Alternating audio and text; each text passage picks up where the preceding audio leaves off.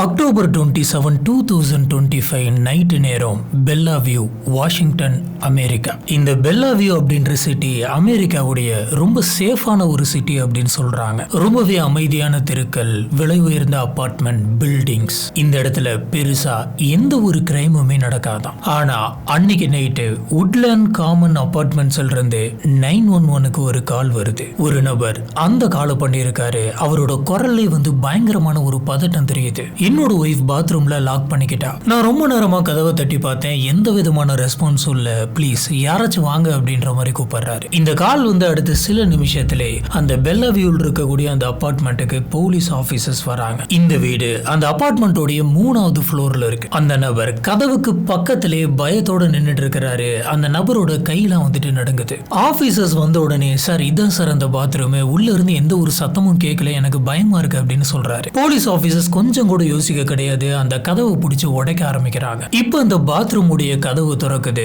உள்ள ஒரு பொண்ணு ஃப்ளோர்ல கீழே குப்புறப்படுத்த மாதிரி கிடக்கு. அதோட முகம் பாத்ரூம் உடைய ஃப்ளோர்ல இருக்கு. உடனடியா கூட வந்த பாராமெடிக்ஸ் எல்லாமே அந்த பொண்ணை செக் பண்ணி பாக்குறாங்க. இமிடியேட்டா அந்த பொண்ணை பாத்ரூம்ல இருந்து தூக்கிட்டு லிவிங் ரூம்ல வைக்கிறாங்க. அந்த பொண்ணுக்கு சிபிஆர்லாம் பண்ணி பாக்குறாங்க. ஆனா அவங்களோட உடம்பு ஏற்கனவே ரொம்ப கோல்டா இருந்தது. 27 வயசு இருக்கக்கூடிய இந்தியாவை சேர்ந்த ஒரு பொண்ணு அந்த அபார்ட்மெண்ட்ல தன்னோட ஹஸ்பண்டோட ஸ்டே பண்ணிருக்காங்க. இவங்களுக்கு கல்யாணமாகி முழுசா 5 மாசம் கூட முடியல. அந்த பொண்ணுடைய பேரு ராஜிதா. இப்ப அந்த பொண்ணு உயிரோட இல்ல. அந்த நபர் இப்ப போலீஸ் ஆபீசர் கிட்ட என்ன சொல்றாரு அப்படின்னு பாத்தீங்கன்னா, காலையில நான் வேலைக்கு போயிருந்தேன், என்னோட ஒய்ஃபுக்கு உடம்பு சரியில்லைன்னு போன் வந்துச்சு. உடனடியா நான் வீட்டுக்கு வந்தேன். வீட்டுக்கு வந்தப்ப கேஸ்ட்ரிக் ப்ராப்ளம் அப்படின்ற மாதிரி தெரிஞ்சது. சரி நான் போயிட்டு மெடிசன் வாங்கிட்டு வரேன் அப்படின்ட்டு மெடிசன் வாங்குறதுக்காக வெளியில போயிருந்தேன். திரும்பி வந்தப்ப பாத்ரூம் உடைய டோர் லாக் ஆயிருக்கு. உள்ளதான் என்னோட ஒய்ஃப் இருக்காங்க அப்படின்றது எனக்கு தெரிஞ்சது. ஆனா கதவை தட்டி பார்த்தேன், அவங்க திறக்கவே இல்லை. எந்த விதமான சத்தமும் வரல. எனக்கு என்ன பண்றது அப்படின்னு தெரியாம தான் சார் உங்களுக்கு கால் பண்ணேன் அப்படின்ற மாதிரி சொல்றாரு. இது கேட்ட உடனே போலீஸ் ஆபீசர்ஸ்க்கு இது ஒரு மெடிக்கல் எமர்ஜென்சி அப்படின்றது புரியுது. ஒருவேளை அவங்க எதனாச்சும் ஒரு பேனிக் அட்டாக்ல கூட திடீர்னு இறந்திருக்கலாம். இப்படிதான் எதனாச்சும் ஒரு விஷயம் நடந்திருக்கும் அப்படின்ற மாதிரி தோணுது. ஆனா அதுக்கு அடுத்த நாள் இவங்க யோசிச்ச அத்தனையுமே தலையில மாறுது. காரணம், இந்த பொண்ணுடைய பிரேத பரிசோதனை ரிப்போர்ட் வருது. போலீஸ் ஆபீசர்ஸ் இம்மீடியேட்டா அந்த ப்ரொசீஜர்ஸ் எல்லாத்தையுமே ஃபாலோ பண்ணும் அப்படிங்கிறதுக்காக இவங்களோட சடலத்தை பிரேத பரிசோதனைக்கு அனுப்பி வச்சிருந்தாங்க. அதோட ரிப்போர்ட்ல இது மெடிக்கல் எமர்ஜென்சினாலேயோ இல்ல பேனிக் அட்டாக்னாலேயோ இல்ல தற்கொலை பண்ணிக்கிட்டு அவங்க இறந்து போக கிடையாது. அவங்களோட கழுத்தை யாரோ ஒருத்தங்க இறுக்கி பிடிச்சிருக்காங்க. அதாவது கழுத்தை நெரிச்சு கொலை பண்ணிருக்காங்க அப்படின்னு சொல்றாங்க. உடனடியா போலீஸ் ஆபீசர்ஸ் இது ஒரு கொலை கேஸா ரெஜிஸ்டர் பண்றாங்க. இப்ப அந்த அபார்ட்மெண்ட்டுக்குள்ள இவங்கள கொலை பண்ண அந்த கொலைகாரன் யாரு? இங்கதான் இந்த கேஸ்ல ஒரு பயங்கரமான ட்விஸ்ட் இருக்கு. அது என்ன அப்படின்னு கேட்டீங்கன்னா, அந்த அபார்ட்மெண்டோடைய ஃப்ரண்ட் டோர்ல ஸ்மார்ட் லாக் இருக்கு. யாரு வந்தாங்க, யாரு போனாங்க, எந்த நேரத்துல டோர் ஓபன் ஆச்சு, எந்த நேரத்துல டோர் க்ளோஸ் ஆச்சு, எல்லாத்தையுமே அந்த ஸ்மார்ட் லாக் ரெக்கார்ட் பண்ணி வைக்கும். போலீஸ் ஆபீசர்ஸ் அந்த டேட்டாவை எடுக்கிறாங்க. எடுத்தப்ப என்னாச்சு? இது மூலமா ஆபீசர்ஸ் ராஜிதாவை கொலை பண்ணது யார் அப்படிங்கறத கண்டுபிடிக்கிறாங்க. அது மட்டும் கிடையாது,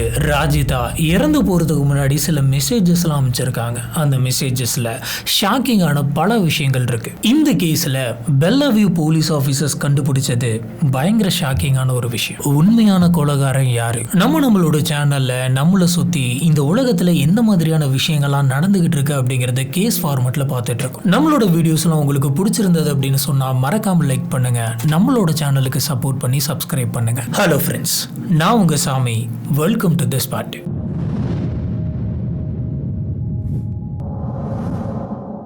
ஃபர்ஸ்ட் நாம ராஜிதா யார் அப்படிங்கறத பார்ப்போம். ராஜிதா 27 வயசு, இந்தியாவை சேர்ந்த ஒரு பொண்ணு. 2025 ஜூன் 5ஆம் தேதி இவங்களுக்கு கல்யாணம் நடந்தது. இது ஒரு அரேஞ்ச் மேரேஜ். குடும்பத்தோட சம்மதத்தோட இந்த கல்யாணம் நடந்தது. மாப்பிள்ள ஒரு சாஃப்ட்வேர் இன்ஜினியர், அமெரிக்காவில் அமேசான் கம்பெனியில் ஒர்க் பண்ணிட்டு இருக்காரு. இவரு தெலுங்கானாவை சேர்ந்தவர், வயசு 30. ஸோ அமெரிக்காவில் செட்டில் ஆன ஒரு மாப்பிள்ள நல்ல ஒரு கம்பெனியில் வேலை பார்த்துட்டு இருக்காரு அப்படின்றத கேள்விப்பட்ட உடனே எந்த ஒரு பேரண்ட்ஸுக்கா இருந்தாலும் இது ஒரு நல்ல மேட்ச் அப்படின்ற மாதிரி தான் தோணும். அதே மாதிரி தான் இவங்களுக்கும் தோணி இருக்கு. கல்யாணம் முடிஞ்சதுக்கு அப்புறம் ஜூலை 2025 இவங்க 2 பேருமே அமெரிக்கா வாஷிங்டனுக்கு போறாங்க. பெல்லவியூ நகரத்துல வுட்லேண்ட் காமன்ஸ் அப்படின்ற அபார்ட்மெண்ட்ல இவங்க 2 பேருமே குடி போறாங்க. டவுன் டவுன் பெல்லவியூ இது ஒரு சூப்பரான இடம், ரொம்பவே சேஃபான நெய்பர்ஹுட். ராஜிதாவுக்கு இது புது கண்ட்ரி, புது வீடு, புதுசா கல்யாணம் ஆயிருக்கு. தன்னோட ஃபியூச்சரை நோக்கி அவங்க போறாங்க. மொத்தத்துல சொல்லணும் அப்படின்னா தன்னோட வாழ்க்கையுடைய அடுத்த சாப்டருக்கு போறதுக்கு அவங்க ரெடி ஆகுறாங்க. ஆனா அந்த ஃபியூச்சர் வெறும் 4 மாசத்துல முடியுது. அக்டோபர் 27, 2025 கல்யாணமாகி 5 மாசம் கூட முழுசா முடியல. அந்த அபார்ட்மெண்டோடைய பாத்ரூம் ஃப்ளோர்ல ராஜிதா இறந்து கிடந்தாங்க. இப்ப பெல்லவியூ போலீஸ் ஆபீசர்ஸ்க்கு ஒரே ஒரு வேலை மட்டும்தான். ராஜிதாவுக்கு அன்னைக்கு என்னாச்சு, என்ன நடந்தது அப்படிங்கறத கண்டுபிடிக்கணும். இன்வெஸ்டிகேஷன் ஸ்டார்ட் ஆகுது. நம்ம முன்னாடியே பார்த்த மாதிரி ராஜிதாவுடைய பிரேத பரிசோதனை ரிப்போர்ட்ல யாரோ ஒருத்தங்க இவங்க கழுத்தை நெரிச்சு தான் கொலை பண்ணிருக்காங்க அப்படின்றது கன்ஃபார்ம் ஆயிடுது. இப்ப பெல்லவியூ போலீஸ் ஆபீசர்ஸோடைய எல் மேஜர் கிரைம் யூனிட் வந்து இந்த கேஸ் எடுக்கிறாங்க. டிடெக்டிவ்ஸ்க்கு இப்போ முதல்ல ஒரு விஷயம் தெரிஞ்சாகணும். அன்னைக்கு அந்த அபார்ட்மெண்ட்டுக்குள்ள யார் யாரெல்லாம் வந்தா. இந்த அபார்ட்மெண்ட்ல ஒரு அட்வான்டேஜ் இருக்கு. அது என்ன அப்படின்னு பாத்தீங்கன்னா ஃப்ரண்ட் டோர்ல இருக்கக்கூடிய ஸ்மார்ட் லாக் சிஸ்டம். இது ஒரு எலக்ட்ரானிக் டோர் லாக். இது மூலியமா யார் அந்த டோர் ஓபன் பண்ணாங்க, எப்போ ஓபன் பண்ணாங்க, எப்போ க்ளோஸ் பண்ணாங்க அப்படின்ற எல்லா டீட்டெயிலுமே அது கொடுக்கும். அது ஆட்டோமேட்டிக்காவே எல்லாத்தையுமே ஸ்டோர் பண்ணி வச்சிருக்கும். ஒவ்வொரு என்ட்ரி, ஒவ்வொரு எக்ஸிட்டுமே ரொம்ப கிளியரா இருக்கும். போலீஸ் ஆபீசர்ஸ் இப்போ இந்த ஸ்மார்ட் லாக்கோடைய ரெக்கார்டை வந்துட்டு எடுக்கிறாங்க. ஒவ்வொரு என்ட்ரியா பாக்குறாங்க, ஒவ்வொரு டைம் ஸ்டாம்பையும் பாக்குறாங்க. இப்படி பார்த்ததுல டேட்டா ரொம்ப கிளியரா இருக்கு. ராஜிதா இறந்து போன அன்னைக்கு அவங்களோட வீட்டுக்குள்ள இவங்களையும் இவங்களோட ஹஸ்பண்டையும் தவிர வேற யாருமே வரல. அதாவது அந்த ஃப்ரண்ட் டோர் வழியா வரல. ஃப்ரண்ட் டோர்ல ராஜிதாவை தவிர ஒரே ஒரு நபரோட என்ட்ரி மட்டும்தான் இருக்கு, தன்னோட ஹஸ்பண்டோட என்ட்ரி. போலீஸ் ஆபீசர்ஸ் இந்த சமயத்துல இன்னொரு விஷயத்தையும் நோட் பண்ணாங்க. அது என்ன அப்படின்னு பாத்தீங்கன்னா போலீஸ் ஆபீசர்ஸ் இவங்க ஹஸ்பண்ட் கிட்ட விசாரிச்ச அந்த சமயத்துல என்னோட ஒய்ஃப் பாத்ரூம் குள்ள போயிட்டு லாக் பண்ணிக்கிட்டா அப்படின்ற மாதிரியான ஒரு விஷயத்தை இவர் சொன்னார். ஆபீசர் ஸ்ட்ரெயிட்டா போயிட்டு அந்த பாத்ரூம் டோர் எக்ஸாமின் பண்ணி பார்த்தப்ப அந்த டோர் வந்துட்டு ஒரு நாப் டைப்ல இருக்கக்கூடிய ஒரு டோர். அந்த பாத்ரூம் டோருடைய நாப்ப உள்ள கையை விட்டு திருப்பி விட்டுட்டு க்ளோஸ் பண்ணோம் அப்படின்னா அது லாக் ஆயிக்கும். அதாவது இதுக்கு ஒரு நபர் பாத்ரூம்குள்ள இருந்துதான் அந்த டோரை க்ளோஸ் பண்ணும் அப்படிங்கிறது அவசியம் கிடையாது. டோரை வெளியில இழுத்து அந்த நாபை திருப்பி விட்டுட்டு திருப்பி சாத்தனா கூட அது லாக் ஆயிக்கும். சோ அவங்களோட ஒய்ஃபே பாத்ரூம் டோரை வந்துட்டு லாக் பண்ணிக்கிட்டாங்க அப்படின்றத எக்ஸாக்டா நம்ப முடியாது. இந்த 2 விஷயத்தையும் வச்சு பாக்குறப்ப போலீஸ் ஆபீசர்ஸ்க்கு இப்ப சில விஷயங்கள் புரிய ஆரம்பிக்குது. ஆனா அவங்க சந்தேகப்படுற அந்த விஷயம் வந்துட்டு உண்மைதானா அப்படின்னு தெரிஞ்சுக்கணும்னா அதுக்கு இன்னுமே நிறைய எவிடன்ஸ் வேணும். இதனால போலீஸ் ஆபீசர்ஸ் அந்த வீட்டுக்குள்ள இருக்கக்கூடிய ஒரு நபருடைய செல்போன் டேட்டாஸ் எல்லாத்தையுமே எடுக்கலான்னு முடிவு பண்றாங்க. இப்படி இவங்களுக்கு கிடைச்ச அந்த செல்போன் டேட்டா தான் இந்த கேஸே கம்ப்ளீட்டா திருப்பி போட போகுது. ராஜிதா ஏன் இறந்தாங்க, அவங்களுடைய சடலத்துல என்ன இருந்துச்சு, போலீஸ் ஆபீசர்ஸ் மறுபடியும் அவங்களுடைய பிரேத பரிசோதனை ரிப்போர்ட் எடுத்து கொஞ்சம் தெளிவா பார்க்கணும் அப்படின்னு முடிவு பண்றாங்க. இவங்களுடைய இறப்புக்கான காரணம் வந்துட்டு இவங்களோட கழுத்தை நெரிச்சதுதான் அப்படின்னு தெரியுது. இது மட்டும் கிடையாது, இவங்களோட உடம்பு வந்துட்டு டெஸ்ட் எடுத்து பார்த்ததுல இவங்களோட யூரின்ல THC ட்ரேசஸ்லாம் வந்துட்டு இருந்திருக்கு. அதாவது இது ஒரு போதை பொருளுடைய காம்பனன்ட். இதை வச்சு பார்க்கறப்ப ராஜிதா வந்துட்டு சில போதை பொருட்கள்லாம் எடுத்துக்கிட்டு இருந்திருக்காங்க அப்படின்ற தெரியுது. இதெல்லாம் அவங்களா எடுத்துக்கிட்டாங்களா இல்ல அவங்களை எடுக்க வச்சிருக்காங்களா? டிடெக்டிவ்ஸ் இந்த சமயத்துல ராஜிதாவுடைய செல்போன் டேட்டாஸ் எல்லாத்தையுமே எடுக்கிறாங்க. கடைசியா ராஜிதா வந்துட்டு தன்னோட ஹஸ்பண்ட் கூட எப்படி எல்லாம் பேசி இருக்காங்க, அவங்களுக்குள்ள எதனாச்சும் சண்டை வந்திருக்கா அப்படின்றதெல்லாம் செக் பண்றாங்க. இவங்களோட வாட்ஸ்அப் சாட்ஸ் எல்லாத்தையுமே பாக்குறாங்க. இப்படி இவங்களுக்குள்ள நடந்த அந்த வாட்ஸ்அப் சாட்ஸை பாக்குறப்ப அதுல ஒரு பேட்டர்ன் வந்து போலீஸ் ஆபீசர்ஸ்க்கு கிளியரா புரியுது. கடந்த சில வாரங்களாவே ராஜிதா வந்து தன்னோட ஹஸ்பண்ட் கிட்ட ஒரு விஷயத்தை பத்தி கம்ப்ளைண்ட் பண்ணிக்கிட்டே இருந்திருக்காங்க. நீ கொடுக்கிற ட்ரிங்க்ஸ்ல வந்துட்டு ஏதோ கசப்பான ஒரு டேஸ்ட் எனக்கு தெரியுது அப்படின்னு சொல்லியிருக்காங்க. இது ஒரு தடவை 2 தடவை கிடையாது, பல தடவை இதே மாதிரியான ஒரு விஷயத்தை அவங்க சொல்லிக்கிட்டே இருந்திருக்காங்க. டிடெக்டிவ்ஸ் அவங்க அனுப்பின அந்த மெசேஜஸ் தேதி வாரியா பிரிச்சு எடுக்கிறாங்க.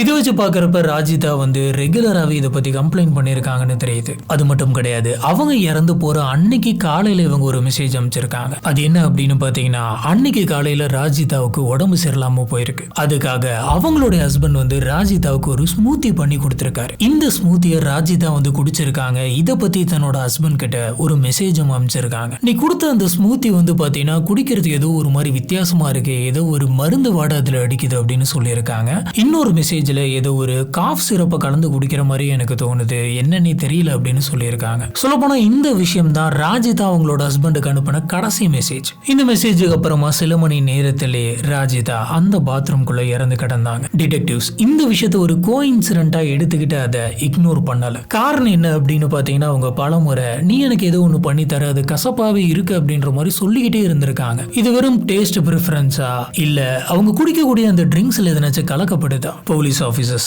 இப்போ ஒரு புது டைரக்ஷன்ல இந்த கேஸை திருப்புறாங்க. அந்த வீட்டுக்குள்ள இருக்கக்கூடிய இன்னொரு ஆளுடைய, அதாவது அவங்களோட ஹஸ்பண்டோடைய டிஜிட்டல் டிவைசஸ் எல்லாத்தையுமே முழுசா இன்வெஸ்டிகேட் பண்றதுக்காக வாரண்ட் எடுக்கிறாங்க. Phone, laptop, Google accounts, search history எல்லாத்தையுமே எடுத்து பார்க்கணும்னு நினைக்கிறாங்க. இப்படி எடுத்து பார்த்தப்ப போலீஸ் ஆபீசர்ஸ்க்கு கிடைச்ச சில விஷயங்கள் அவங்கள பயங்கரமா ஷாக் ஆக்குச்சு. ஏன்னா இவங்க ஹஸ்பண்டோடைய இன்டர்நெட் சர்ச் ஹிஸ்டரியில விஷத்தை பத்தி நிறைய இவர் சர்ச் பண்ணியிருக்காரு. அதுவும் ராஜிதா இறந்து போறதுக்கு முன்னாடியில இருந்து இந்த சர்ச் வந்து நடந்திருக்கு. இப்ப அந்த அபார்ட்மெண்ட்டுக்குள்ள யாரு வந்திருப்பா அப்படிங்கிற கேள்வி இல்லை. ஏன்னா இது பிளான் பண்ணி பண்ணப்பட்ட ஒரு விஷயம் அப்படின்னு தெரியுது. யாரு பண்ணிருப்பா அப்படிங்கறதும் புரியுது. ஆனா ஏன், என்ன காரணத்துக்காக தன்னோட சொந்த ஒய்ஃபையே இந்த மாதிரி பண்ணணும்? இந்த ஒரு கேள்விக்கான பதில் அவனுடைய போனுக்குள்ளேயே இருக்கு. ட்ரிங்க்ஸ் வந்துட்டு கசப்பா இருக்குது அப்படின்னு சொன்னதா இருக்கட்டும், சர்ச் ஹிஸ்டரியில அந்த நபர் வந்து விஷத்தை பத்தி தேடினதா இருக்கட்டும், இது எல்லாமே புது டைரக்ஷன் நோக்கி இந்த கேஸை கொண்டு போச்சு. இப்போ ஆபீசர்ஸ் வந்துட்டு ஹஸ்பண்டோடைய போன் ரெக்கார்ட்ஸ் எல்லாத்தையுமே எடுத்து சர்ச் பண்ணும் அப்படின்னு முடிவு பண்றாங்க. இதுக்காக வாரண்ட் வாங்குறாங்க.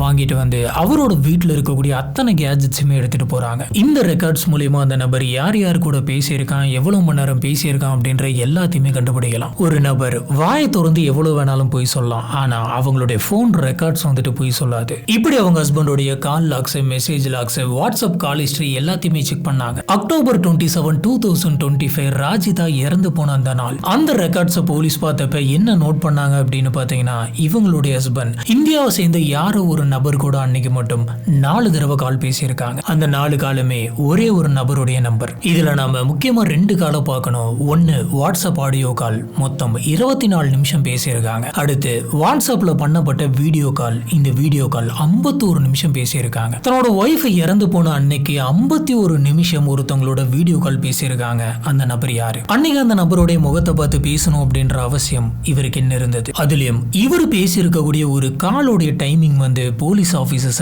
நிறைய யோசிக்க வச்சது. உங்களுக்கு ஞாபகம் இருக்கா? ஸ்டார்டிங்ல என்னோட ஒய்ஃப் வந்து வீட்டு பாத்ரூம்குள்ள போயிட்டு கதவை சாத்திக்கிட்டா, எந்த ஒரு ரெஸ்பான்ஸுமே இல்லை, என்ன நடந்ததுன்னே தெரியலன்னு 911க்கு ஒரு கால் வந்தது. ஆனா இந்த சமயத்துல அந்த பாத்ரூமோட டோரை நான் ஓபன் பண்ண ட்ரை பண்ணிக்கிட்டு இருந்தேன் அப்படின்னு சொன்ன அந்த சமயத்துல சம்பந்தமே இல்லாம இந்தியாவில் இருக்கக்கூடிய அதே நம்பருக்கு இவன் கால் பண்ணி பேசியிருக்கான். ஒரு பக்கம் ஒய்ஃப் வந்துட்டு பாத்ரூம் கதவை லாக் பண்ணிக்கிட்டு உள்ள இருக்கிறாங்க, எந்த ஒரு ரெஸ்பான்ஸுமே இல்ல.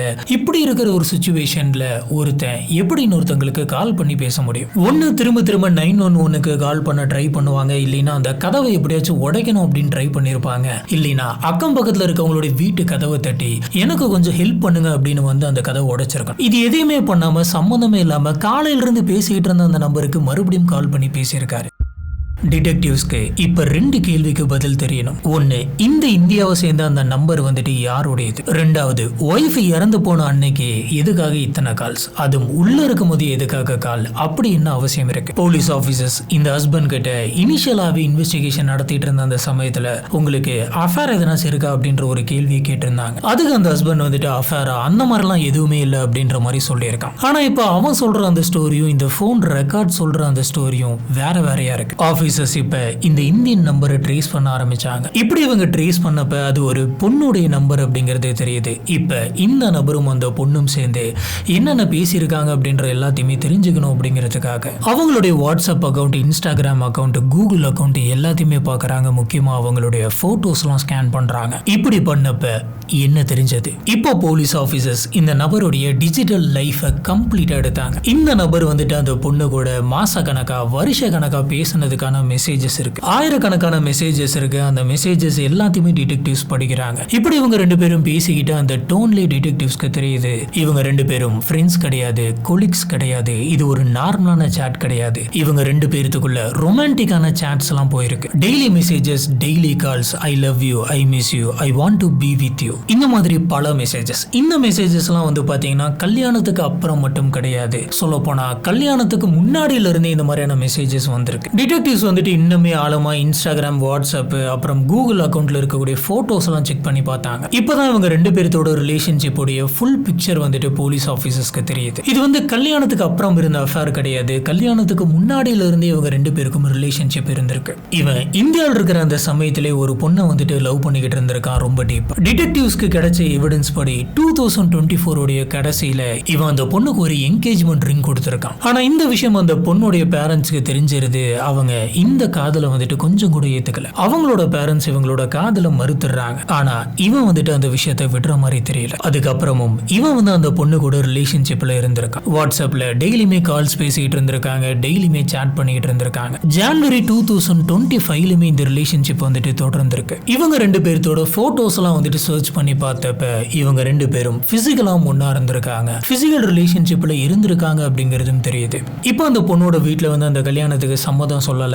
ஆனா இந்த நபரோட வீட்டுல இருக்கவங்க இவனுக்கு ஒரு கல்யாணத்தை அரேஞ்ச் பண்ணாங்க. இப்படி இந்த நபருக்கு அவனோட வீட்டுல இருக்கிறவங்க எல்லாருமே சேர்ந்து பார்த்த பொண்ணோட பேரு தான் ராஜிதா. ஜூன் 5, 2025 இவங்களுக்கு கல்யாணம் நடக்குது. டிடெக்டிவ்ஸ் அந்த கல்யாணத்தை போட்டோ எடுத்து பார்க்கறாங்க. அன்னைக்கு யார் யாரெல்லாம் வந்திருக்காங்க அப்படிங்கறது அந்த போட்டோ மூலியமா பார்த்தப்ப இன்னொரு ஷாக்கிங்கான விஷயம் இவங்களுக்கு தெரிய வந்தது. அது என்ன அப்படின்னு பாத்தீங்கன்னா, இந்த நபருக்கும் ராஜிதாவுக்கும் நடந்த அந்த கல்யாண போட்டோவில் இந்த நபருடைய கேர்ள் ஃப்ரெண்டும் வந்திருக்கு. அந்த பொண்ணு அந்த கல்யாணத்துக்கு வந்திருக்காங்க, அந்த மண்டபத்துல உட்கார்ந்துருக்காங்க. தன்னோட பாய் ஃப்ரெண்டுக்கு இன்னொரு பொண்ணு கூட கல்யாணம் ஆகிறத கண்ணு முன்னாடி பார்த்திருக்காங்க. ஆனா இந்த விஷயங்கள்லாம் ராஜிதாவுக்கு தெரியுமா அப்படின்னு கேட்டீங்கன்னா தெரியாது. நம்மளோட கல்யாணத்துல நம்மளுடைய ஹஸ்பண்டோட கேர்ள் ஃப்ரெண்டு வந்து உட்கார்ந்துருக்காங்க அப்படிங்கிறது அவங்களுக்கு சுத்தமா தெரிஞ்சிருக்காது. ஆனா இந்த கல்யாணம் முடிஞ்சதுக்கு அப்புறமா ராஜிதாவுடைய ஹஸ்பண்ட் என்ன பண்ணிருக்கான் தெரியுமா? இந்த விஷயங்கள்லாம் எதுவுமே நடக்காத மாதிரி தன்னோட ஒய்ஃபை அமெரிக்காவுக்கு கூட்டிட்டு போயிட்டு அந்த அபார்ட்மெண்ட்ல செட்டில் ஆயிருக்கான். ஆனா இதுக்கப்புறமாச்சும் அவன் வந்துட்டு அவனோட வாழ்க்கையை பார்த்திருக்கலாம். ஆனா அதுதான் இல்ல. அதுக்கப்புறமும் தன்னோட கேர்ள் ஃப்ரெண்டு கிட்ட மாத்தி மாத்தி வீடியோ கால்ஸ் மெசேஜ்னு பண்ணிக்கிட்டு இருந்திருக்கான். சோ இதெல்லாம் வச்சு பாக்குறப்ப இப்ப போலீஸ் ஆபீசர்ஸ்க்கு மோட்டிவ் என்ன அப்படிங்கிறது கிளியரா தெரியுது. இந்த நபர் வந்துட்டு கல்யாணம் பண்ணி கூட்டிட்டு வந்து தன்னோட ஒய்ஃபை வந்து ஒரு தடையா தான் பார்த்திருக்கான். ஆனா 27 வயசான ராஜிதாவுக்கு இது எதுவுமே தெரியாது. தன்னோட ஹஸ்பண்ட் நம்மளுக்கு ஒரு ஃபியூச்சர் அமைய போகுது அப்படின்ட்டு இவனை நம்பி வந்திருக்காங்க. ஆனா இந்த கேஸ்ல வந்து பாத்தீங்கன்னா இன்னுமே ஷாக்கிங்கான பல விஷயங்கள் நடந்திருக்கு. இந்த நபர் வந்துட்டு தன்னோட ஒய்ஃப் ராஜிதா இறந்து போன அன்னைக்கு தன்னோட கேர்ள் ஃப்ரெண்டுக்கு ஒரு மெசேஜ் அனுப்பிச்சிருக்கான். அது மட்டும் கிடையாது, ஒரு போட்டோ அனுப்பிச்சிருக்கான். அந்த போட்டோ அதுக்கப்புறம் டெலீட்டும் பண்ணிருக்கான். அது அப்படி என்ன போட்டோ? இதை கேட்டீங்கன்னா உங்களால நம்பவே முடியாது. அக்டோபர் 28 போலீஸ் ஆஃபீஸர்ஸ் மெசேஜஸ்லாம் செக் பண்ணுறாங்க. அன்னைக்கு அவனோட கேர்ள் ஃப்ரெண்டுக்கு வாட்ஸ்அப்பில் ஒரு மெசேஜ் அனுப்பிச்சிருக்கான். அந்த மெசேஜில் ஒரு ஃபோட்டோ இருக்கு. அந்த ஃபோட்டோ என்ன ஃபோட்டோ அப்படின்னு தெரியுமா? ராஜிதாவுடைய சடலத்தோடைய ஃபோட்டோ. தன்னோட ஒய்ஃபை கொன்னது மட்டும் இல்லாமல் அவங்க இறந்து போனதுக்கு அப்புறம் அவங்களோட ஃபோட்டோ எடுத்து தன்னோட கேர்ள் ஃப்ரெண்டுக்கு அனுப்பிச்சிருக்கான். இதுல இருந்தே ஒரு விஷயம் மட்டும் ரொம்ப கிளியராக தெரியுது, அவன் ரொம்ப ரொம்ப ரொம்ப மோசமான ஒரு நபர் அப்படின்னு. தன்னை நம்பி வந்த ஒரு பொண்ணை வந்துட்டு சாவடிச்சது மட்டும் இல்லாமல் அவங்கள ஃபோட்டோ எடுத்து அவங்களோட கேர்ள் ஃப்ரெண்டுக்கு அனுப்பிச்சு வைக்கிறான்னா இது இந்த மாதிரியான ஒரு கேவலமான மென்டாலிட்டி அப்படின்னே தெரியல. இந்த போட்டோவுக்கு வந்து ஒரு ரிப்ளைவும் அங்கிருந்து வந்திருக்கு. This happened in your dream அப்படின்னு, அதாவது உன் கனவுல நடந்தது தானே அப்படின்ற மாதிரியான ஒரு லைன் வந்து ரிப்ளைவா வந்திருக்கு. இப்படி உன் கனவுல நடந்தது தானே அப்படின்ற அந்த ஒரு ரிப்ளை வந்து டிடெக்டிவ்ஸை ரொம்பவே அதிகமாக யோசிக்க வைக்குது. இது கனவு அப்படின்னு இவங்க சொல்றாங்க அப்படின்னா இவங்களுக்கு இந்த பிளான் வந்துட்டு ரொம்ப நாளைக்கு முன்னாடில இருந்து இருந்திருக்கணும். இந்த மாதிரியான ஒரு விஷயம் வந்துட்டு ராஜிதாவுக்கு நடக்கணும் அப்படின்னு சொல்லி இவங்க எதிர்பார்த்திருக்காங்க. இன்னமுமே இந்த லைனுக்கு பின்னாடி பல அர்த்தங்கள் இருக்கு. ஆனா இதுல இவன் ரொம்ப ஸ்மார்ட்டா வந்துட்டு பண்றேன் அப்படின்ற பேர்ல ஒரு போட்டோவை அனுப்பிச்சு விட்டுட்டு அவங்க பார்த்ததுக்கு அப்புறம் ரிப்ளை வந்ததுக்கு அப்புறம் அந்த போட்டோவை டெலீட்டும் பண்ணிருக்கான். சோ மெசேஜ் போச்சு, நம்ம போட்டோ அனுப்பிச்சிட்டோம், அவங்க பார்த்துட்டாங்க, அதுக்கப்புறம் நம்ம அதை டெலீட் பண்ணிட்டோம், இதுக்கு மேல எந்த விதமான எவிடன்ஸுமே இருக்காது அப்படின்னு சொல்லி அவன் நினைச்சிருக்கான். இந்த போட்டோவுக்கு அவனோட கேர்ள் ஃப்ரெண்ட் வந்து இந்த ஸ்டாரிங் ஐ எமோஜி வந்து அனுப்பிச்சிருக்காங்க. சரி, இப்போ ஆபீசர்ஸ்க்கு ஒரு டிஜிட்டல் எவிடன்ஸ் ஒன்று கிடைச்சிருச்சு. ஆனா டிடெக்டிவ்க்கு இன்னுமே ஒரு ஸ்ட்ராங்கான எவிடன்ஸ் கிடைச்சது அவனோட வாயில இருந்து. ஆபீசர்ஸ் அவனை இன்டர்வியூ பண்ணிட்டு இருந்த அந்த சமயத்துல நார்மலான சில கேள்விகள் தான் அவனை கேட்டுக்கிட்டு இருந்தாங்க. அவனோட செல்போன் மெசேஜை பத்தி, அவனோட ஒர்க்கை பத்தி, நீங்க போட்டோஸ் எல்லாம் எடுப்பீங்களா அப்படின்றத பத்தி இப்படி பேசிக்கிட்டு இருந்த அந்த சமயத்துல ஒரு ஆபீசர் டைரக்டாவே அவனை பார்த்து கேட்கிறாரு, நீங்க தான் உங்களோட ஒய்ஃபை கொன்னீங்களா அப்படின்னு. இது கேட்ட உடனே அவனோட முகத்துல ஒரு சிரிப்பு வந்திருக்கு. அந்த சிரிப்பை சமாளிச்சு, என்ன பேசுறீங்க, நான் எதுக்குங்க கொல்லணும் அப்படின்னு இருக்கான். சோ என்ன இருந்தாலும் அவனோட ஒய்ஃப் வந்துட்டு இறந்துட்டாங்க அப்படின்ற விஷயத்தை பத்தி பேசும்போது எப்படி அவனோட முகத்துல ஒரு சிரிப்பு வருது. இல்ல நான் எதுவுமே பண்ண கிடையாது அப்படின்ற மாதிரி இவன் பேசிக்கிட்டு இருந்த அந்த சமயத்துல தானாவே ஒரு விஷயத்த சொல்றான். தன்னோட ஒய்ஃப் இறந்து போனதுக்கு அப்புறம் நான் ஒரு போட்டோ எடுத்தேன் அப்படின்ற மாதிரி சொல்றான். அதுக்கப்புறம் நான் அதை டெலீட் பண்ணிட்டேன் அப்படின்றதையும் சொல்லியிருக்கான். இந்த விஷயங்கள் எல்லாம் போலீஸ் ஆபீசர் கேட்கவே கிடையாது, அவனாவே உளர்னது. இப்படி இவனாவே அந்த விஷயத்த சொன்னதுக்கு அப்புறம் போலீஸ் ஆபீசர்ஸ் இவங்கிட்ட, ராஜிதா இறந்து போனதுக்கு அப்புறம் நீங்க போட்டோ எடுத்ததா சொல்றீங்க, அதுக்கப்புறம் அந்த போட்டோவை டெலீட் பண்ணிட்டதாவும் சொல்றீங்க, ஆனா நாங்க செக் பண்ணி பார்த்தப்ப நீங்க அந்த போட்டோவை வேற யாரோ ஒருத்தர் காமிச்சிருக்கிறீங்க, யாரு காமிச்சீங்கன்னு கேக்குறாங்க. அதுக்கு இவங்கிட்ட இருந்து எந்த ஒரு பதிலுமே இல்ல, அமைதியாகிறான். இப்போ போலீஸ் ஆபீசர்ஸ் கிட்ட இத்தனை எவிடன்ஸ் இருக்கு. இவ்வளவு எவிடன்ஸ் இருந்தும் போலீஸ் அவனை அரெஸ்ட் பண்ணல. ஏன்னா அதுக்கு ஒரு காரணம் இருக்கு. ஸ்மார்ட் லாக், போன் ரெக்கார்ட்ஸ், இந்த மாதிரி விஷத்தை பத்தி இவன் சர்ச் பண்ணது, கசப்பான டேஸ்டா இருக்குன்னு சொல்லி அவங்க அமிச்ச மெசேஜ், இவன் டெலீட் பண்ண அந்த போட்டோ, இவனோட வாயாலே சொன்ன அந்த உண்மைகள், இந்த மாதிரி இத்தனை விஷயங்கள் இருந்தும் பெல்வியூ போலீஸ் ஆபீசர்ஸ் இவனை அரெஸ்ட் பண்ண கிடையாது. சொல்லப்போனா அடுத்த 8 மாசத்துக்கு இவன் அரெஸ்ட் ஆகல. இதுக்கான முக்கியமான காரணம் என்ன அப்படின்னு கேட்டீங்கன்னா அமெரிக்காவுடைய லா. இப்போ போலீஸ் ஆபீசர்ஸ் இவன் மேல வைக்கக்கூடிய சார்ஜ் வந்து என்ன அப்படின்னு பாத்தீங்கன்னா, இவன் தான் கொலைகாரன் அப்படின்னு சொல்றாங்க. அதுவும் திட்டமிட்டு இவன் பிளான் பண்ணி தான் இந்த கொலையை பண்ணியிருக்கான் அப்படின்ற மாதிரி போலீஸ் ஆபீசர் சொல்றாங்க. இது அமெரிக்காவில் சாதாரணமான சார்ஜ் கிடையாது. கண்டிப்பா இதுக்கு அவங்களோட கோர்ட்ல வந்து ஆயுள் கால தண்டனை கிடைக்கும். ஒருவேளை இவன் தப்பு பண்ணாம இருந்து ஒரு சின்ன லூப் ஹோல் இருந்தா கூட இந்த கேஸ்ல பல பேருக்கு வந்துட்டு பாதிப்பு இருக்கும். அந்த சின்ன லூப் ஹோலை வச்சு டிஃபென்ஸ் லாயர் வந்துட்டு ரொம்பவே டெக்னிக்கலா இவனை வெளியில கொண்டு வர முடியும். அதனால ஆபீசர்ஸ் ரொம்பவே பொறுமையா, கேர்ஃபுல்லா ஒவ்வொரு எவிடன்ஸா பீஸ் பை பீஸா கலெக்ட் பண்ணாங்க. December 23, 2025 king county medical examiner ஒரு ஃபைனல் ரிப்போர்ட் தராரு. ஸோ அதில் மறுபடியும் இது எல்லாத்தையுமே நிரூபிக்கிற விதமா இவங்களை கழுத்தை நெரிச்சு தான் கொலை பண்ணியிருக்காங்க அப்படின்னும், இவங்களோட யூரின்ல இவங்க வந்து ஒரு போதை மருந்துடைய காம்பனன்ட்ஸ் இருக்கு அப்படின்னு கன்ஃபார்ம் பண்ணியிருக்காங்க. அப்புறம் மாச கணக்கா இவங்க கண்டுபிடிச்சு வச்ச டிஜிட்டல் ஃபாரன்சிக் ரிப்போர்ட்ஸ், விட்னஸ் எடுத்த இன்டர்வியூ, இவங்களோட phone records analysis, WhatsApp data extraction, Google account data, Instagram data, இந்த மாதிரி எல்லாத்தையுமே எடுத்து பீஸ் பை பீஸா சேர்த்து ஒரு ரிப்போர்ட் ரெடி பண்ணாங்க. ஆனா இந்த 8 மாசமும் அவன் என்ன பண்ணிட்டு இருந்தான் அப்படின்னு பாத்தீங்கன்னா, அவனோட ரொட்டீனான லைஃபை வந்துட்டு வாழ்ந்துகிட்டு இருந்தான் அந்த பெல்வியூல. அவன் வழக்கமா ஒர்க் பண்ணிட்டு இருக்கக்கூடிய அந்த அமேசான் கம்பெனிலே தான் வந்து 8 மாசமும் ஒர்க் பண்ணிக்கிட்டு இருந்தான். போலீஸ் ஆபீசர்ஸ் இவனுக்கே தெரியாம இவனை பத்தின எல்லா டீட்டெயில்ஸுமே எடுத்துக்கிட்டு இருக்காங்க அப்படிங்கிறது இவனுக்கு கொஞ்சம் கூட தெரியாது. ஏன்னா வெளியில தெரியற மாதிரி போலீஸ் ஆபீசர்ஸ் பார்த்துக்கல. June 27, 2026 Bellevue police major crime detectives இவனுக்கு ஒரு கால் பண்ணியிருக்காங்க. கால் பண்ணி முன்னாடி நடந்துச்சல அந்த கேஸோட ஒரு ஃபாலோ அப் இன்டர்வியூ ஒன்று இருக்கு, நீங்க கண்டிப்பா ஸ்டேஷனுக்கு வரணும்னு கூப்பிடுறாங்க. இவனும் வந்துட்டு ஸ்டேஷனுக்கு வரான். காலையில 10 மணிக்கு இந்த இன்டர்வியூ வந்துட்டு ஆரம்பிக்குது. டிடெக்டிவ்ஸ் 8 மாசமா அவங்க கலெக்ட் பண்ணி வச்சிருந்த அத்தனை எவிடன்ஸுமே ஒவ்வொன்றா கொஸ்டினா கேட்கறாங்க. ஸ்மார்ட் லாக் டேட்டா பத்தி நீங்க என்ன சொல்றீங்க அப்படின்னு கேட்கறாங்க. போன் கால்ஸ் பத்தி, டெலிட் ஆன அந்த போட்டோ பத்தி, உங்க ஒய்ஃப் வந்துட்டு நீங்க கொடுத்த ஸ்மூத்தியில ஏதோ ஒன்று கசப்பா இருக்கு அப்படின்ற மாதிரி சொல்லியிருக்காங்க, அதை பத்தி நீங்க கடைசியா இந்த மாதிரி விஷத்தை பத்திலாம் நிறைய சர்ச் பண்ணிருக்கீங்க, அதை பத்தி அப்படின்ற மாதிரி பல விஷயங்கள் கேட்கிறாங்க. இவன் உட்கார்ந்திருந்த அந்த டேபிள்ல எல்லா ஆதாரமும் இருக்கு. சொல்லப்போனா இவ்வளவு விஷயங்கள் நம்மளுக்கு எதிராக கலெக்ட் பண்ணி வச்சிருக்காங்களா அப்படின்றதே அவனுக்கு அங்கதான் தெரியும். இந்த இன்டர்வியூ முடிஞ்சதுக்கு அப்புறமே இவன் எந்திரிச்சிருக்கான். போலீஸ் ஆபீசர்ஸ் இவனை வீட்டுக்கு அனுப்பல, மாறா உங்களை நாங்க அரெஸ்ட் பண்றோம் அப்படின்னு சொல்லி இந்த கொலைக்காக அரெஸ்ட் பண்ணி ஜெயிலுக்கு கூட்டு போறாங்க. சோ இவனோட பேர் வந்து அவினாஷ் நார்னி. இவனுக்கு 30 வயசு ஆகுது. நம்ம ஏற்கனவே பார்த்த மாதிரி அமேசான்ல சாஃப்ட்வேர் இன்ஜினியரா ஒர்க் பண்ணிட்டு இருக்கான். தெலுங்கானாவை சேர்ந்த ஒரு நபர் 27 வயசான ராஜிதா அப்படின்ற ஒரு பொண்ணை வந்துட்டு கல்யாணம் பண்ணி இங்க கூட்டிட்டு வந்திருக்கான். ஜூலை 7, 2026 சுப்ரீம் கோர்ட்ல இந்த கேஸ் வந்துட்டு நடந்தது. அவினாஷ கோர்ட்டுக்கு கூட்டிட்டு வராங்க. அங்க இவன் பண்ண அத்தனை விஷயங்களை பத்தியுமே ஆர்கியூமெண்ட் போய்கிட்டு இருக்கு. உனக்கு எதிராக இத்தனை சார்ஜஸ் இருக்கு, அந்த சார்ஜுக்கெல்லாம் நீ என்ன பதில் சொல்ற, நீ தான் கொலை பண்ண அப்படிங்கறத நீ ஒத்துக்கிறியா அப்படின்னு கேக்குறாங்க. இதுக்கு முன்னாடி இவனுக்காக வாதாடின அந்த டிஃபென்ஸ் லாயர் வந்துட்டு கோர்ட்ல ஒரு ரெக்வஸ்ட் ஒன்று வச்சாரு. என்னோட கிளைண்டோட முகத்தை நீங்க டிவியில காட்டக்கூடாது அப்படின்னு சொன்னாங்க. மீடியா கவரேஜ் எல்லாம் இருந்தது அப்படின்னு சொன்னா ஜூரியை இன்ஃப்ளூயன்ஸ் பண்ணலாம், அதனால நீங்க இந்த ரெக்வஸ்ட்டை ஏத்துக்கணும் அப்படின்ற மாதிரி சொன்னாங்க. ஆனா ஜட்ஜ் நெல்சன் லீ வந்துட்டு இதுக்கு நான் ஏத்துக்க மாட்டேன் அப்படின்னு சொல்லிடுறாரு. இந்த விஷயத்தை ரிஜெக்ட் பண்ணிடுறாரு. இந்த கேஸ்ல அக்யூஸ்டோட முகத்தை காட்டாம இருக்கிற அளவுக்கு ஒண்ணுமே கிடையாது, இவரோட முகத்தை வந்துட்டு வெளியில காட்டலாம் அப்படின்னு சொல்லிடுறாரு. சரி சொல்லு, உனக்கு எதிராக இத்தனை ஆதாரங்கள் இருக்கு, நீ தான் கொலை பண்ண அப்படிங்கறத ஒத்துக்கிறியா அப்படின்னு கேட்டிருக்காங்க. அதுக்கு இவன் இல்ல நான் நாட் கில்ட்டி அப்படின்னு சொல்லியிருக்கான். நான் இந்த கொலையை பண்ண கிடையாது, இவங்க வேணும்னே என்ன வந்துட்டு இந்த கொலை கேஸ்ல மாட்டி விடுறாங்க அப்படின்னு சொல்லியிருக்கான். இதில் நீங்க பாத்தீங்கன்னா ஸ்மார்ட் லாக் டேட்டா வந்துட்டு வேற யாருமே வீட்டுக்கு வரல அப்படின்னு சொல்லுது. தான் ஒய்ஃப் இறந்து போன அந்த சமயத்துல தன்னோட கேர்ள் ஃப்ரெண்டுக்கு கால் பண்ணியிருக்கான் அப்படின்னு சொல்லுது. இவங்க பேசிக்கிட்ட மெசேஜ்ல வந்து பாத்தீங்கன்னா தன்னோட ஒய்ஃபுக்கு கொடுத்த அந்த ஸ்மூத்தியில ஏதோ ஒன்று கசப்பா இருக்கு அப்படின்றதையும் சொல்லுது. இது மட்டும் கிடையாது, இவங்க கலெக்ட் பண்ண அந்த எவிடன்ஸ் வந்து இவன் போட்டோ எடுத்திருக்கான், அனுப்பியிருக்கான், அதுக்கப்புறம் டெலீட் பண்ணியிருக்கான் அப்படின்னு சொல்லுது. இவ்வளவு விஷயங்கள் இவனுக்கு எதிராக இருக்குது. ஆனா நான் நாட் கில்ட்டி அப்படின்னு சொல்றேன். ஸோ எல்லா ஆதாரங்களுமே இவனுக்கு எதிராக இருக்குது. நீதிபதி வந்துட்டு இவனுக்கு ஆயுள் கால தண்டனை கொடுக்குறாங்க. ஒருவேளை இவனுக்கு பெயில் கிடைக்கணும் அப்படின்னா $5 மில்லியன் வந்து நீ ஃபைனா கட்டணும் அப்படின்னு சொல்றாங்க. சோ இந்திய மதிப்புப்படி வந்து பாத்தீங்கன்னா 48 கோடி ரூபாய். அது மட்டும் கிடையாது, இவனோட பாஸ்போர்ட் எல்லாத்தையுமே வந்து கவர்மெண்ட் கலெக்ட் பண்ணி வைக்கணும் அப்படின்னு சொல்றாங்க. ஒருவேளை இவன் அங்கிருந்து தப்பிச்சு போனாலும் போயிடும் அப்படிங்கிறதுக்காக. சோ இப்ப அவினாஷால $5 மில்லியன் வந்து ரெடி பண்ண முடியல. இப்ப அவன் ஜெயிலுக்குள்ள தான் இருக்கான். அநேகமா அவன் ஜெயிலுக்குள்ள இருக்கிறதையும் ஒரு போட்டோ பிடிச்ச அவனோட கேர்ள் ஃப்ரெண்டுக்கு அமிச்சான் அப்படின்னா ரொம்பவே சந்தோஷப்படுவாங்க.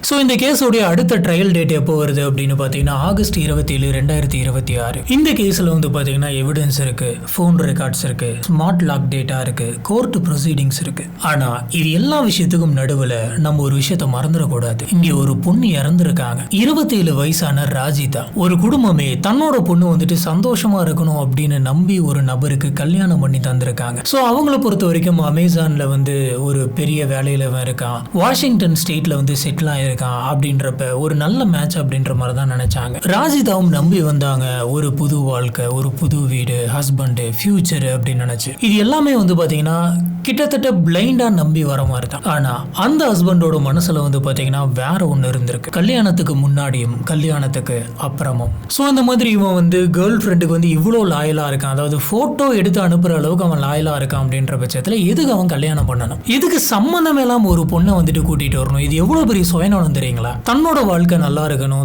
ஆசைப்பட்டபடி வாழ்க்கை அமையணும் அப்படின்னு நினைக்கிறதுல எந்த விதமான தப்பும் கிடையாது. அதை நீ தனியா பார்த்திருக்கணும். இப்படி சம்பந்தமே இல்லாம ஒரு பொண்ணை கல்யாணம் பண்ணி கூட்டிட்டு வந்து அதை கொலை பண்ணி எதுக்கு? இன்னும் சொல்ல போனா தன்னோட வாழ்க்கையில தன்னை சுத்தி என்ன நடந்தது அப்படிங்கிறது கூட ராஜிதாவுக்கு தெரியாது. தன்னோட கல்யாணத்துல உட்கார்ந்து இருக்கிற ஒரு பொண்ணு தன்னோட புருஷனோட கேர்ள் ஃப்ரெண்ட் அப்படின்னு ராஜிதாவுக்கு தெரியாது. நம்மளோட ஹஸ்பண்டோட கண்ணுக்கு நம்ம ஒரு தடையா இருக்கும் அப்படின்னு. இப்படி எதுவுமே தெரியாம நம்பிக்கையை மட்டும் வச்சுக்கிட்டு அறிமுகமே இல்லாத ஒரு நாட்டுக்கு இவனை நம்பி வந்த ஒரு பொண்ணை இவன் கொலை பண்ணியிருக்கான். இதெல்லாம் வந்து பாத்தீங்கன்னா நம்பிக்கை துரோகத்தோடைய உச்சம். எனக்கு தெரிஞ்சு இவன் யாருக்குமே லாயலா இருக்க கிடையாது. சுத்தி அத்தனை பேருக்குமே நம்பிக்கை துரோகம் மட்டும் தான் பண்ணியிருக்கான். அவனோட கேர்ள் ஃப்ரெண்டுக்குமே இவன் நியாயமா இருக்க கிடையாது, கல்யாணம் தான் பண்ணியிருக்கான். இப்படிப்பட்ட ஒரு நம்பிக்கை துரோகிக்கு கடைசியா என்ன தீர்ப்பு கிடைக்கும் அப்படிங்கறத ஆகஸ்ட் 24, 2026 வெயிட் பண்ணி தான் பார்க்கணும். ஆனா இந்த கேஸ்ல சில கேள்விகள் மட்டும் வந்து பாத்தீங்கன்னா இந்த கேஸை தாண்டி நம்மளோட மைண்டுக்கு வந்துட்டு போகுது. அது என்னன்னா இந்த அரேஞ்ச் மேரேஜ் சிஸ்டம், ஒரு பொண்ணோட சேஃப்டி வந்து யாருடைய ரெஸ்பான்சிபிலிட்டி? ஸோ ஒரு பையனுடைய ஒரு பொண்ணுடைய பேக்ரவுண்ட் செக் பண்ணி பார்க்குற அந்த சமயத்தில் எந்தெந்த விஷயத்தை செக் பண்ணுவாங்க? அந்த பையன் எவ்வளோ சம்பளம் வாங்குறான், எந்த கம்பெனியில் ஒர்க் பண்ணுறான், என்ன மாதிரியான ஒரு பொசிஷனில் இருக்கான், இதுதான் நம்மளால பார்க்க முடியும். மற்றபடி அவனோட கேரக்டர் என்ன அப்படிங்கிறது நமக்கு சுத்தமாக தெரியாது. இன்னும் சொல்ல போனால் அதை செக் பண்ணவும் முடியாது. எவ்வளோ பேர் தன்னோட ஒய்ஃபை ரொம்பவே நல்ல விதமாக பார்த்துக்கிறாங்க. அரேஞ்ச் மேரேஜில் எந்த ஒரு அறிமுகமும் இல்லாமல் கல்யாணத்துக்கு அப்புறம் இவங்க தான் என்னோட ஒய்ஃபு, இவங்க தான் என்னோட ஹஸ்பண்ட் அப்படின்னு சொல்லிட்டு ரொம்பவே நல்லபடியா பாத்துக்கிறவங்க எத்தனையோ பேர் இருக்காங்க. ஆனா அதுல சில கேசஸ்ல இந்த மாதிரி அமைஞ்சிருது. யோசிச்சு பாக்குறப்ப இது எதுவுமே நம்ம கையில இல்லை அப்படின்னு நினைக்கிறேன். ஸோ மேரேஜ் வந்து கம்ப்ளீட்லி ஒரு லக்கு தான் போல. இந்த கேஸை பத்தி உங்களுக்கு என்ன தோணுது அப்படிங்கறத கீழே இருக்கக்கூடிய கமெண்ட் பாக்ஸ்ல மறக்காம ஸ்பாட் பண்ணுங்க. நம்ம அங்க வச்சு இதை பத்தி டிஸ்கஸ் பண்ணலாம். நம்மளோட வீடியோஸ் எல்லாம் உங்களுக்கு பிடிச்சிருந்தது அப்படின்னு சொன்னா மறக்காம லைக் பண்ணுங்க. நம்மளோட சேனலுக்கு சப்போர்ட் பண்ணி சப்ஸ்கிரைப் பண்ணுங்க.